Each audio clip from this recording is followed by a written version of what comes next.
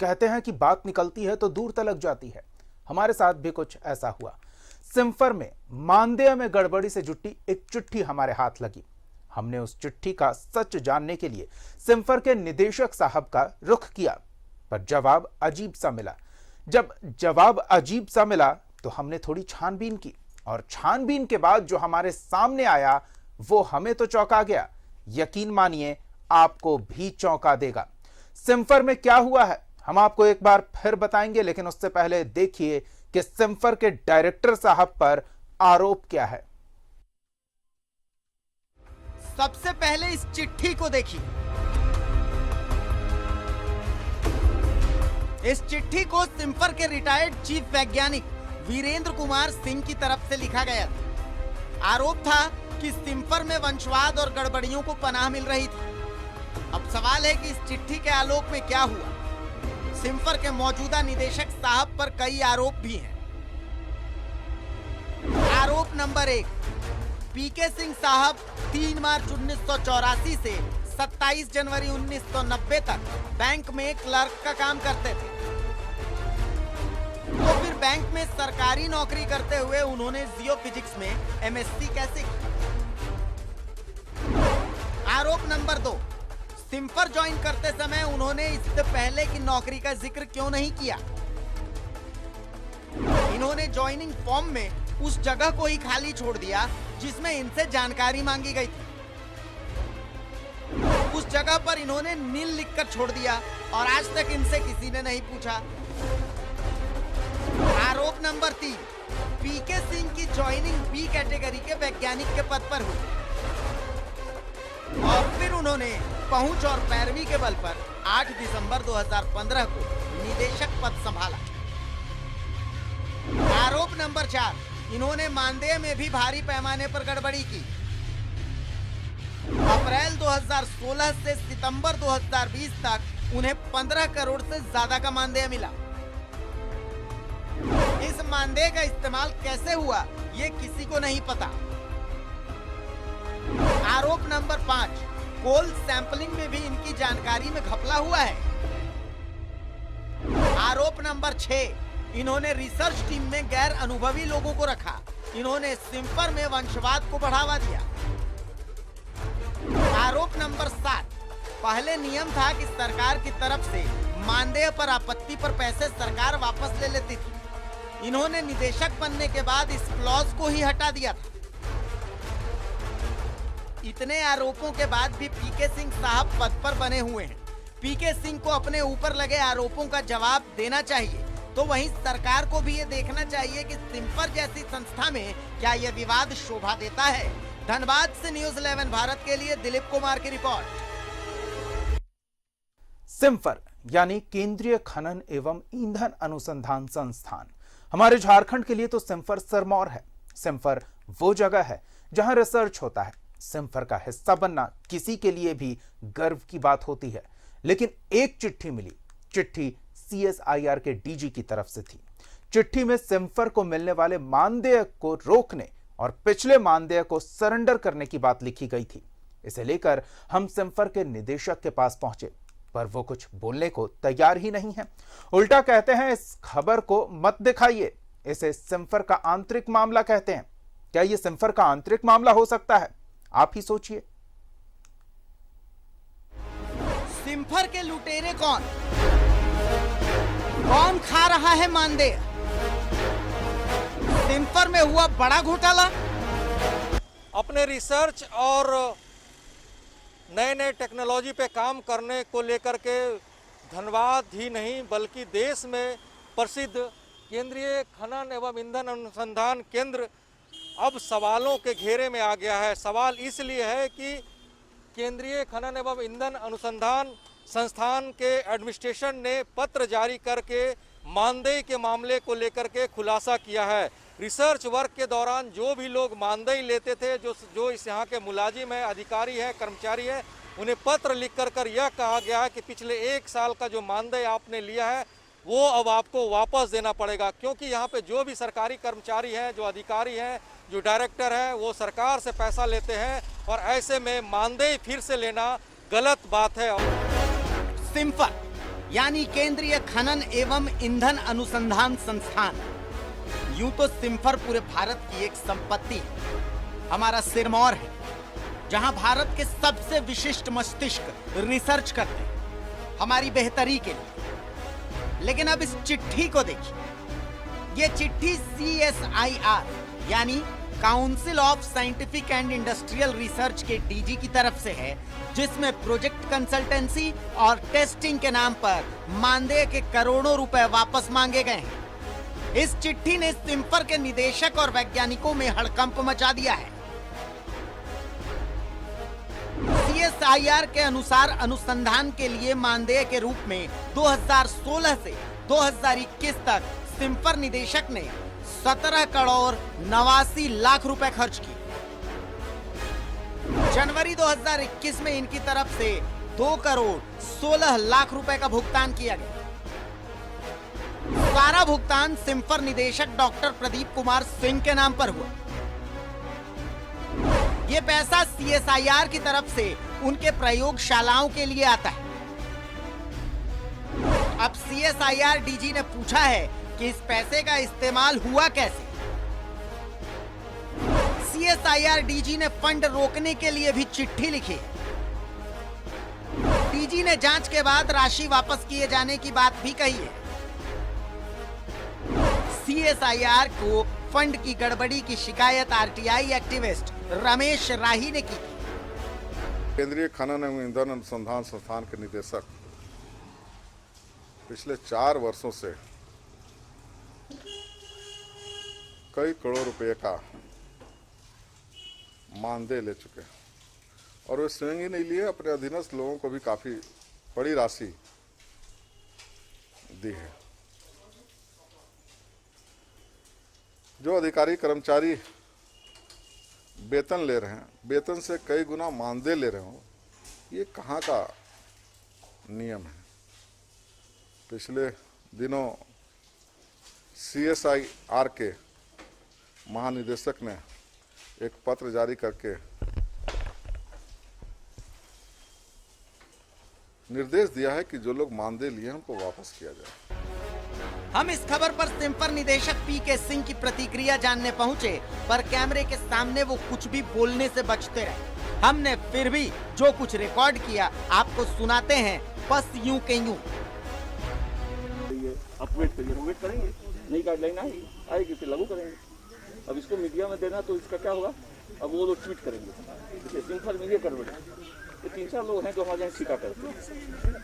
आपको नहीं आइडिया होगा, रमेश राय जी हमारे यहाँ पहले स्टेशनरी का सामान सप्लाई करते थे।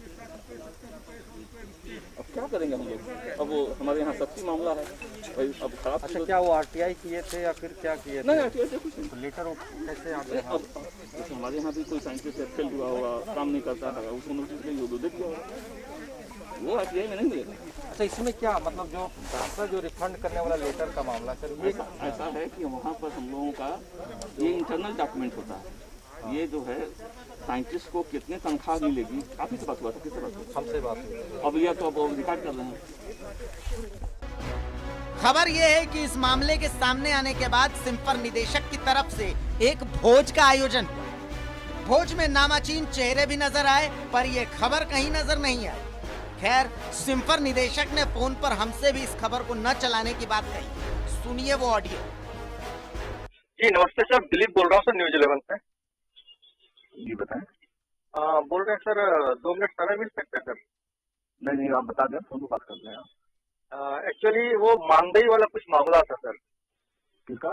मानदेय का कोई लेटर वगैरह है, मानदेय जो कुछ लोगों को मिला है उसको सबमिट करना वापस 1 साल का। मानदेय तो ये सर का अपना प्रोसीजर होता है सर। आप लोग ऑफिस का, ये ऑफिस का है, ये तो न्यूज 11 के लिए तो भाई हमारा कठिन है। न्यूज 11 के लिए न्यूज चाहिए किसी को कितना तनख्वाह मिलता है, किसको नहीं, ये नहीं जानना है सर। जैसे एक लेटर आप लोग ऑफिस ऐसा नहीं है कि हम लोग समाज में नहीं रहते हैं। हाँ, और मीडिया में आप लोग जैसे हम लोग मिनिस्टर भी हैं। अभी एक डायरेक्टर से पूछा कि मानदेय के बारे में क्या करना है, ये तो अब कितना किसको तनख्वाह मिलता है, किसको नहीं वो हमको जानकारी नहीं चाहिए सर। खाली 2 लाइन जो मानदेय वापस करना है ये तो साहब मैं आपको बताऊँ, आपको तो जो मन तक छापेंगे ऐसा कैसे हो सकता है सर, बिना नहीं, और आप ये चीज, आपको पत्रकारिता की भी गरिमा है, मैं भी उस परिवार से जन्म लिया हूँ जहाँ पर पत्रकार लोग रहे हैं। ये कोई पूछता है क्या सर, आप ही बताएं कि आपको कितना मानदेय मिलता है? नहीं, मिलने का नहीं हम बोल रहे सर, ऐसा हम क्यों पूछेंगे सर। एक्चुअली एक लेटर जारी हुआ है सर, हाँ, कि जो कुछ लोगों को यहाँ जो लेटर पहुँचाया है, मुझे मालूम है किसने पहुँचाया है। सभी समूह के पास जब तक तंत्र नहीं है, जानकारी हो जाता है। हाँ, ठीक। तो साहब ये जो है ऑफिशियल प्रोसीजर है, कहीं पर भी आपके साथ देश में इतना कोरोना का न्यूज है, इतना डेवलपमेंट हो रहा है, अब जब मानते लौटाना है कि नहीं लौटाना है सर, आपको पूछना चाहिए, बताइए सर। देखिए सर, हम लोग तो भी ऑफिस से बंधे होते हैं, हम तो आज तक कभी आपको फोन नहीं किए सर, किसी चीज को आपका जो भी कार्यक्रम रहता है। सबका फोन उठाता हूँ मैं, तो सबका फोन उठाता हूँ। नहीं, हम ये नहीं बोल रहे सर, हम सर अननेसेसरी या फिर ऐसे फोन ही नहीं करते सर। खबर रहा तो फोन किए, नहीं तो नहीं फोन किए। ऐसे भी आपका हर कार्यक्रम होता है, हम लोग कवर करते हैं सर, लेकिन कभी इस तरह से बात नहीं किया। आपसे मैं अनुरोध करूंगा, हाँ, आप इसको छोड़ दीजिए, इतना बड़ा न्यूज नहीं है इसको। अब अगर छोड़ सकते हैं और कहीं बदले नहीं है, कहीं कमिटमेंट नहीं है, तो ये न्यूज जो है एक राष्ट्रीय संस्थान के लिए ये इसको चलाइए। हम लोग के पास में नहीं होता सर, हम लोग तो ऑफिस के दिशा निर्देश पे काम करते हैं ना सर। हम लोग तो मामूली सा एम्प्लॉय है, रिपोर्टर है, ऑफिस में एक खबर चाहिए सर तो हम लोग इनपुट देना पड़ता है। अब ये सब जो है हम तो कुछ नहीं बोल पाए सर, हमारा कोई मेंबर नहीं। 17 लोग हैं जिन्हें मानदेय वापस करने की बात कही गई है और पत्र में यह भी लिखा गया है कि 2 करोड़ 16 लाख रुपए तक के मानदेय वापस करना है। दरअसल मानदेय का मामला क्या है, तो जो भी रिसर्च होते हैं, जो भी प्रोजेक्ट वर्क यहाँ पे आते हैं रिसर्च करने के लिए, उसमें सरकार एक राशि देती है और उस राशि, प्रोजेक्ट जब पूरा हो जाता है तो उस राशि का इस्तेमाल वैसे लोगों के बीच बांटा जाता है जो उस प्रोजेक्ट से जुड़े होते हैं, रिसर्च करते हैं और काम करते हैं। लेकिन इसी पे सवाल उठा है कि जब आप अधिकारी हैं, आप सरकारी कर्मचारी हैं, इस संस्थान के कर्मचारी हैं, तो ऐसे में मानदेय आपको लेना गलत बात है। और उसी के आलोक में एक पत्र जारी करके कहा गया है कि आप पिछले 1 साल से जितने भी मानदेय लिए हैं उसे जल्द से जल्द जमा कर दें। और ये मानदेय का खेल पिछले 4 वर्षों से चल रहा था। तो कह सकते हैं आप, केंद्रीय खनन अनुसंधान केंद्र इस मामले पे बड़ी पहल कर रही है। अब देखने वाली बात होगी कि पत्र जारी होने के बाद इस संस्थान के अधिकारी कर्मचारी जो मानदेय लिए उसको वापस कैसे करते हैं। हालांकि इस पूरे मामले पे जो इस संस्थान के निदेशक हैं प्रदीप कुमार सिंह, उनसे जब बात करने की कोशिश की गई तो इस पूरे मामले पे उन्होंने कुछ ही बोलने से इनकार किया है। ऐसे में अब देखने वाली बात होगी कि आगे किस तरह से कार्रवाई होती है। अपने सहयोगी अभिषेक के साथ दिलीप कुमार, न्यूज़ 11 भारत, धन्यवाद। जब तक तोड़ेंगे नहीं तब तक छोड़ेंगे नहीं। अगर गड़बड़ी हुई है तो सजा मिलनी चाहिए। इस खबर को लेकर हम राज्यसभा सांसद समीर उरांव के पास पहुंचे। क्या कहना है उनका, ये भी सुनिए। भारतीय जनता पार्टी के वरिष्ठ नेता समीर उरांव जी मेरे साथ हैं। उरांव साहब, आपने देखा कि झारखंड में जिस तरह से भारतीय जनता पार्टी के खिलाफ, केंद्र सरकार के खिलाफ पेट्रोल डीजल के दाम बढ़ते हुए दाम को लेकर के कांग्रेस ने पूरे देश में हंगामा किया है, किस तरह से आप देखते हैं? क्या लगता है ये पॉलिटिक्स है या कुछ और है? देखिए, कांग्रेस जैसे राजनीतिक पार्टी आजादी के बाद से इस देश के अंदर सत्ता में रही है और लगातार इस देश के जनता के साथ उन्होंने क्या क्या किया किसी से छुपा हुआ नहीं है। कांग्रेस की सरकार जिस समय थी उस समय तो लगातार रोज 2-3 दिन में जो है पेट्रोल और डीजल के दाम बढ़ रहे थे। उस समय उनको यह पता नहीं है कि किन कारणों से यह पेट्रोल और डीजल का दाम बढ़ रहा है, अंतरराष्ट्रीय बाजारों में किस प्रकार से क्या है। वो सत्ता में रहे हैं, शासन किए हुए हैं, क्योंकि इस देश के अंदर में यह पेट्रोल और डीजल का उत्पादन नहीं होता है, यह अंतरराष्ट्रीय बाजारों से ही इसका आयात होता है। और जब अंतरराष्ट्रीय बाजारों का मूल्य केवल भारत के लिए नहीं होता है, पूरे दुनिया के लिए होती है। और वैसी स्थिति में अगर अंतरराष्ट्रीय बाजार में इसका भाव का उतार और चढ़ाव होता है, उसके हिसाब से बाकी दुनिया के अन्य देशों में भी इसका प्रभाव पड़ता है। केवल भारत की यह विषय नहीं है। झारखंड प्रदेश के अंदर आदिवासी होनहार युवती ने कितना मेहनत करने के बाद पुलिस प्रशासन में एक अधिकारी का नौकरी प्राप्त किया था, और इतना ईमानदार वो अफसर थी कि कैसे आम जनों का न्याय हो सके इस विषय पर वो काम कर रही थी। देखने से लगता था कि कहीं पॉइजन दिया हुआ है,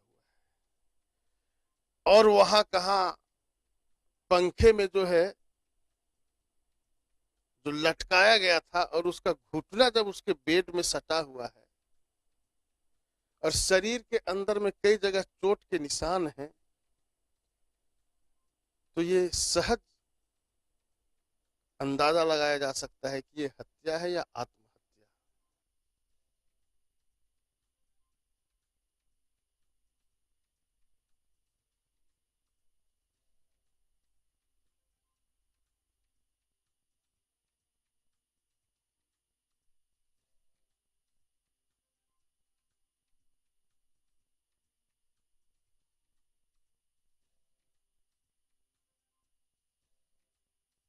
ये दिलीप हमारे साथ जुड़ रहे हैं, इस मामले पर उनसे और अधिक जानकारी लेंगे, बातचीत करेंगे। लेकिन ये बेहद ही दुर्भाग्यपूर्ण स्थिति है।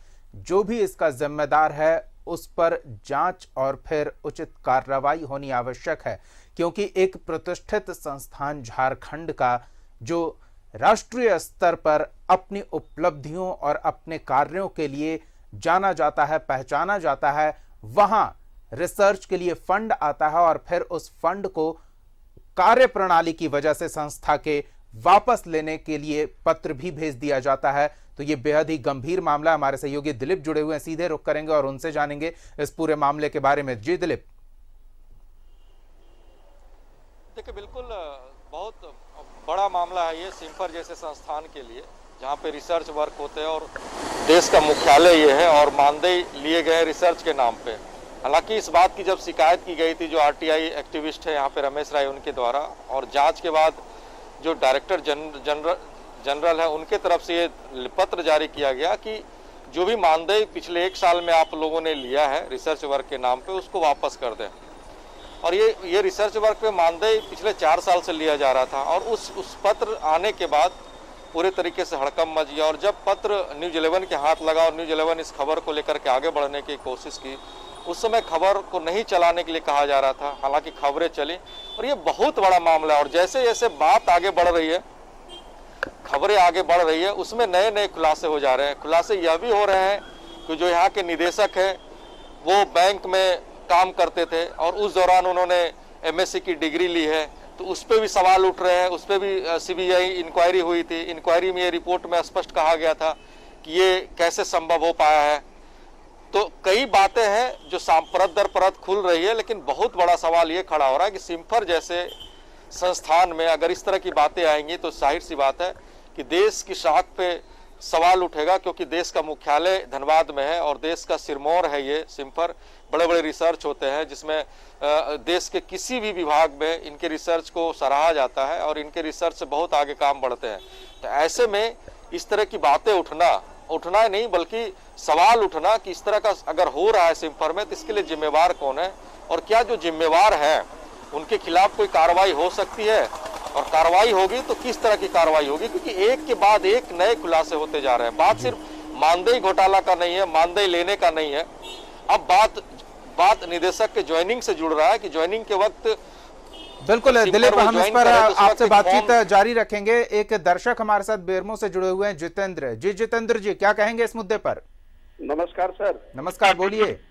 न्यूज़ 11 भारत को मेरा नमस्कार है। इसी तरह से जो ये घपला घोटाला अत्याचारी लोग का जो पर्दाफाश हो रहा है सर, हम लोग सरकार से विनती करना चाहेंगे कि विश्व स्तर पर यह नाम हम लोगों का है और विश्व स्तर पर नाम को हम लोग को नीचा गिराया जा रहा है। ऐसे गलत मानसिकता वाले लोगों को उस जगह पे बैठाया जा रहा है। फर्जी सर्टिफिकेट के जरिए ये लोग ड्यूटी कर रहे हैं, वहां पे मनमानी कर रहे हैं सर, और आज मान सम्मान झारखंड का चला जा रहा है सर। ये बहुत दुखदायी है और बहुत चिंताजनक बात है जो हमारे सारे राज्य का अपमान हो रहा है। तो मैं माननीय मुख्यमंत्री जी से आग्रह करूंगा, न्यूज़ 11 से मैं आग्रह करूंगा कि ऐसे व्यक्ति को कठोर से कठोर सजा हो, दंड हो, और जो प्रक्रिया सरकार चाहती है, सेंट्रल सरकार भी इस पर भागी ले और सेंट्रल सरकार भी इस पर हस्तक्षेप करे। न्यूजीलैंड से मैं निवेदन करता हूं कि भारत सरकार को भी इस बात को पता चले सर। बिल्कुल, हमारा यही प्रयास है जितेंद्र जी।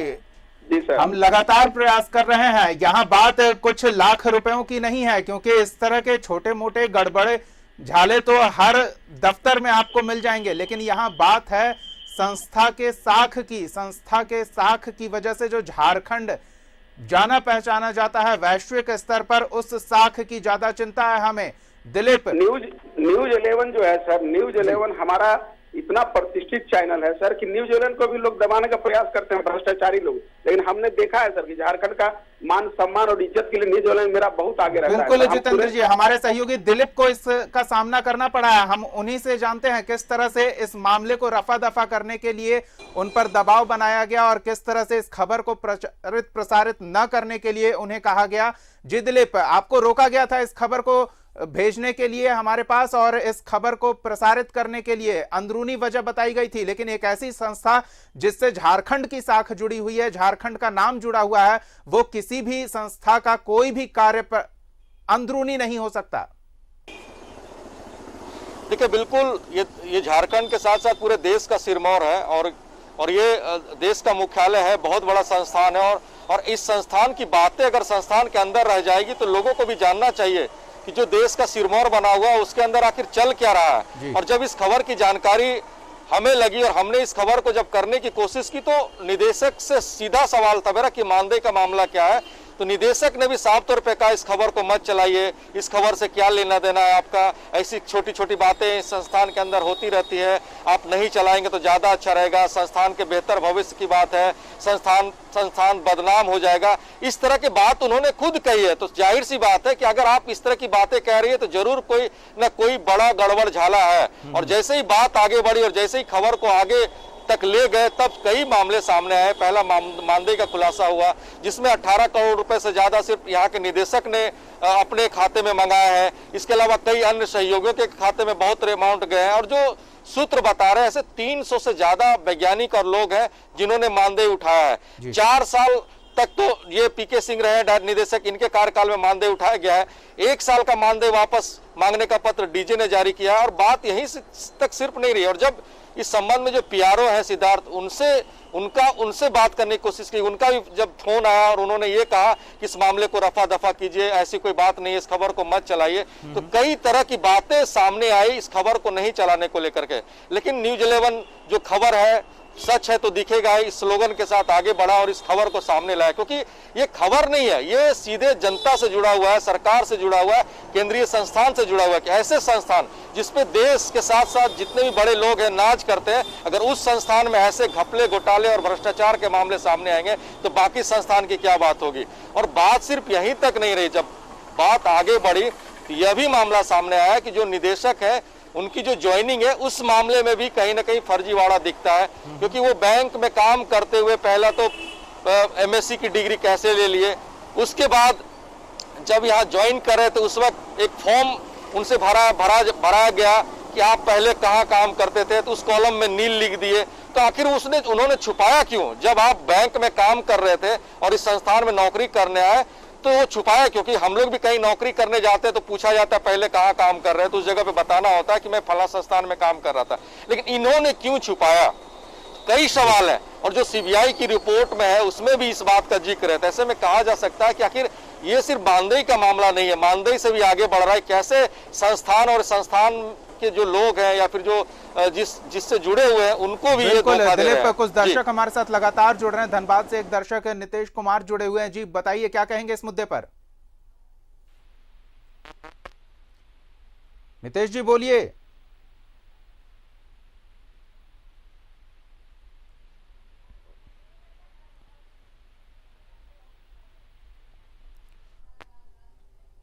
संभवतः आवाज नहीं पहुंच पा रही है, दोबारा जुड़ेंगे।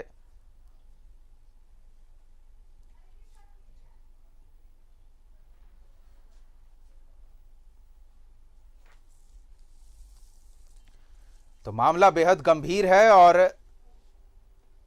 एक विषय वस्तु नहीं है ये, इसकी जांच करने पर कई ऐसे गड़बड़ झाले सामने आएंगे। क्योंकि जो स्थिति बन रही है, जिस तरह से मामले को दबाने के लिए सभी लोग तत्पर हैं, इस खबर के प्रसारण को रोकने के लिए सभी इच्छुक दिख रहे थे। ऐसे में ये बेहद ही गंभीर मामला दिख रहा है और परत दर परत कई गड़बड़ झाले उजागर हो सकते हैं अगर इसकी जांच सही तरीके से, सही माध्यम से करवाई जाए तो।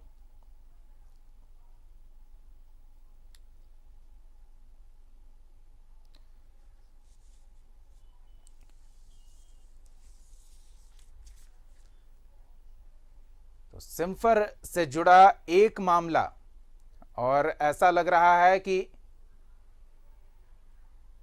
हमने उस संवेदनशील जगह पर अपना कैमरा लगाया है जहां से अंदर इस संस्था में लगे भ्रष्टाचार के पूरे मकड़ जाल का खुलासा हो सकता है। हम उम्मीद करते हैं कि ये जानकारी उच्च जांच एजेंसियों तक पहुंचे, सरकार तक पहुंचे और सरकार इसे गंभीरता से लेते हुए पूरे संस्थान में चल रहे कार्यप्रणाली की जांच करे, क्योंकि कई गड़बड़ियां अंदर और दफन होगी, ये जरूर लग रहा है।